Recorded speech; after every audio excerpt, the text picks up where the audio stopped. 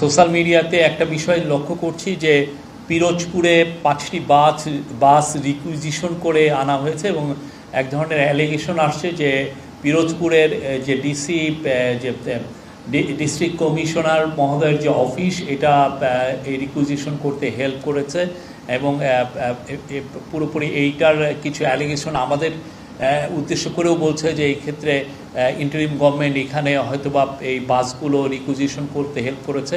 আমি এখানে দ্ব্যর্থকণ্ঠে বলবো যে আমাদের এখানে ইন্টারিম গভর্নমেন্টের এখানে কোনো রোল নাই। যেটা হয়েছে, যেটা আমরা পিরোজপুরের ডিসির সাথে কথা বলেছি, ডিসি আশরাফুল আলম জানিয়েছেন যে গতকাল বা তার আগের দিন থেকেই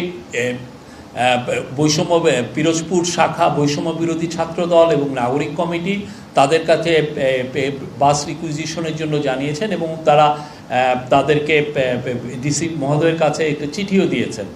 এবং সাথে যেটা হয়েছে যে তারা যারা আহত হয়েছিলেন জুলাই আগস্টের গণঅভ্যুত্থানে এবং যারা দুইটা নিহতদের পরিবার তারা সবাই এসে তাদের কাছে রিকোয়েস্টটা করেছিলেন।